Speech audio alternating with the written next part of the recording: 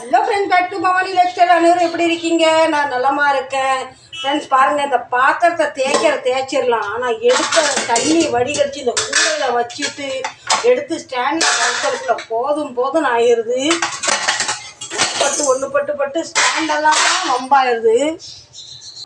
இந்த தண்ணியை எடுத்து கவுத்துனா இன்னும் தண்ணி வடிஞ்சு ஃபுல்லாக கீழே அந்த டைல்ஸ் எல்லாம் வம்பாயிட்டு பாருங்கள். அதனால் ஃபுல்லாக க்ளீன் பண்ணிட்டேன். இந்த வேலை எனக்கு தெரியாத வேலை தேய்ச்சி அதை கழுவி கவுத்துறது தான் பெரிய பெரும்பாடாக இருக்குது. இப்போ பாருங்கள், இந்த கூடையில் வச்சு எடுத்து கொண்டாந்து இப்படி பால்கனில் வச்சாச்சு. நல்லா தண்ணி வடிஞ்ச எடுத்து கவுத்திடலாம். இந்த கேஸு சமையல் பண்ணாலும் வம்பாகுது, பண்ணாட்டாலும் வம்பாகுது. எப்படி தான் வம்பாகுதுன்னு எனக்கு தெரில. தூசி இதுவும் இங்கே காக்காவுக்கு சாப்பாடு வைப்போம் பார்த்திங்களா, அவங்க சாப்பிடுவாங்களா சிந்தி இங்கே போட்டுருவாங்க. அதனால் கேஸை அடிக்கடி துடைக்கிற மாதிரி ஆயிடுது. நான் ஒரு நாளைக்கு 2-3 தடவை கேஸ் க்ளீன் பண்ணிடுவேன். அதே மாதிரி இந்த சிங்கில் நம்ம ஒரு தடவை பாத்திரத்தை தேய்ச்சிட்டு உடனே கழுவி விடலைன்னா ஒரு மாதிரி எண்ணெய் பிசுக்காகிடுது. அதனால் இதை வேறு 4-5 தடவை இந்த மாதிரி நார் வச்சு தேய்ப்பேன். அதே மாதிரி என் பைப்பை தூக்கிட்டு இந்த பக்கம் போட இங்கே போவார், இந்த பக்கம் போட இந்த பக்கம் போவார். நம்ம சொல் பேச்சு அழகாக கேட்பார். யார் நம்ம சொல் பேச்சு கேட்காங்களோ சேர்க்கலையோ நம்ம பைப் அழகாக சொல் பேச்சு கேட்கும். அதனால் பைப்பு அடிக்கடி குளிக்க வச்சுக்கிட்டே இருக்கணும், குளிரப்படுத்திக்கிட்டே இருக்கணும். அது மாதிரி இந்த கிச்சன் துணியை ஒரு நாளைக்கு 2-3 தடவை துவைக்க வேண்டியதாக இருக்குது. ஆயில் சிந்துது, பால் சிந்துது, டீ சிந்துது, மசாலா சிந்துன்னு இதை அலச வேண்டிக்கிட்டே இருக்க வேண்டியதாக இருக்குது. இங்கே இப்போ தான் இவ்வளோ க்ளீன் பண்ணேன். பலப்படிமா காக்கா வந்திருக்காரு பார்த்திங்களா, அவர் சாப்பிடுவாரா, சாப்பிட்டுட்டு தண்ணியும் சிந்தி விட்டுட்டு போயிடுவார், சாப்பாடும் சிந்தி விட்டுட்டு போயிடுவார். அதனால் இந்த இடத்த எப்போவுமே நீட்டாக வச்சுருப்பேன் நான். இந்த இடத்தெல்லாம் நம்ம என்ன தான் துணி போட்டு துடைச்சாலும் சரியாக வரதில்லை. இந்த மாதிரி விரிவு வச்சு ஒரு இழுத்தா எல்லாம் தண்ணி அப்படியே வற்றி போயிடும். கடல் வற்றின மாதிரி வற்றிடும். அடுத்த பருவாடி இந்த துணியை தான் நமக்கு துவைக்கணும். ஏன்னா நம்ம மிஷினில் துணி போடுறதில்ல. மிஷினில் துணி போட்டால் இவர் பேண்ட்டில் இருக்க கரெல்லாம் போகிறதில்ல. இது அப்படியே கொண்டு நம்ம பால்கனில் வச்சுக்கலாம். இதை தூக்கிட்டு வரல முதுகில் பிடிச்சிட்டு மிஷின் இருக்குது, மிஷினில் துவைக்கலாம். இருந்தாலும் உடம்புக்கும் கொஞ்சம் எக்ஸசைஸு, கைக்கு எக்ஸசைஸு, கரண்ட்டு மிச்சம் பண்ணலாம்.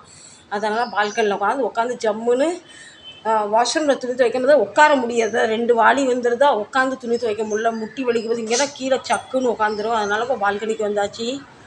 இந்த இடத்து இந்த பைப்பை இதில் செட் பண்ணணும். இந்த வாஷிங் மிஷின் இதை கழட்டிட்டு இதெல்லாம் செட் பண்ணிடலாம். இது பாருங்கள், இந்த வாஷிங் மிஷின் பைப்பை கழட்டிட்டு இதை செட் பண்ணி பால்கனிக்கு பைப்பை எடுத்துகிட்டு போகலாம். இதில் செட் ஆக மாட்டுக்கு ஸ்லிப் ஆகுது.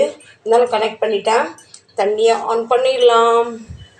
இவா பாருங்கள், பைப்பை இழுத்துட்டு ஓடிடுவா இந்த பொண்ணு, சேட்டக்கார பொண்ணு. இங்கே தண்ணி இப்போ இப்படி தான் வருது. இப்போ இவ பாருங்கள், இந்த குளிக்க நிற்கிறா. எப்போவுமே இங்கே வச்சு அவருக்கு குளிக்க வைப்பார்ல, குளிக்க வந்து நிற்கிறா. இவ்வளோ நம்மளாலாம் குளிக்க வைக்க முடியாது, அம்மா செத்து போயிடுவேன் நான். ரொம்ப சேட்டை பண்ணுவா. இப்போ இந்த சேர் எதுக்குன்னா துவைச்சி துணியை நம்ம இதில் வச்சுட்டோன்னா தண்ணி வடிஞ்சிடும், எடுத்து காய போட வசதியாக இருக்கும்.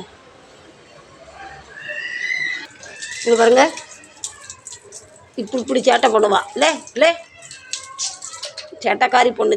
பாருஜா,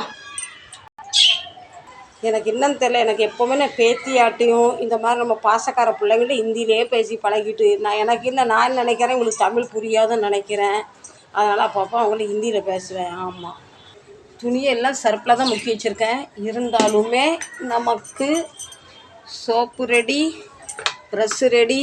இங்கே துணி துவைக்கிறனால எங்கள் பால்கனி எப்போவுமே நீட்டாக இருக்கும். இங்கே இதை வச்சு நாங்கள் பால்கனியில் வச்சு எப்போவுமே இங்கே விஸ்கியை குடிக்க வைப்போம், துணி துவைப்போம். இப்போ மங்களகரமாக வெள்ளை துணியில் ஆரம்பிக்கலாம் சரிங்களா. இந்த துணியனா மற்ற துணிக்குள்ள முக்கினா அவ்வளோ கரைப்பட்டு போயிடுது. வெள்ளை துணி அநியாயத்துக்கு கரையும் போக மாட்டுக்கு. இப்படி தான் நம்ம வேலை இன்னைக்கு. இப்படி கும்மி அதுக்கப்புறம் வாளியில் தூக்கி போட்டுருணும். ஆமாம், இது எல்லோரும் வெயிட் பண்ணுங்கள். இவ்வளோ துணி துவைச்சிட்டு உங்களை நான் மீட் பண்ணுறேன். முக்கி திணறி பாதி துணியை துவைச்சாச்சு. எனக்கு ஆற்றுல குடத்துலலாம் துணி துவைக்கணும்னு ஆசை. அதுக்கெல்லாம் இங்கே வாய்ப்பே இல்லை. ராஜான மாதிரி இருக்குது. நமக்கு இந்த பால்கனி தான் ஆறு எல்லாமே.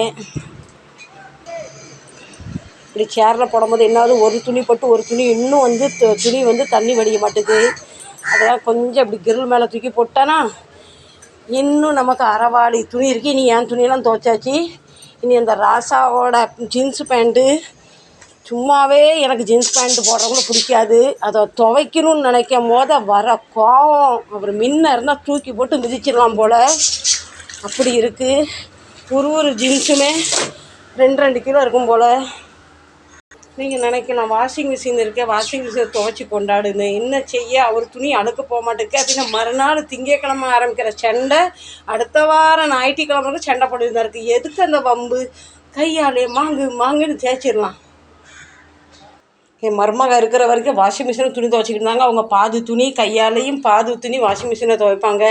ஆனால் அவங்க வந்து டெய்லி துணி துவைப்பாங்க. டெய்லி துணி துவைக்க டைம் இல்லைனால எனக்கு இப்படி ஒரு ரோதனை. வாஷிங் மிஷினில் கடப்பில் போட்டாச்சு. சடங்கான பொண்ணை மாதிரி முக்கில் வச்ச மாதிரி முக்கில் வச்சாச்சு. ஆமாம், இந்த பேக்கெட் பக்கத்துலலாம் எவ்வளோ ப்ரஷ் போட்டு தேய்ச்சாலும் போக மாட்டுது.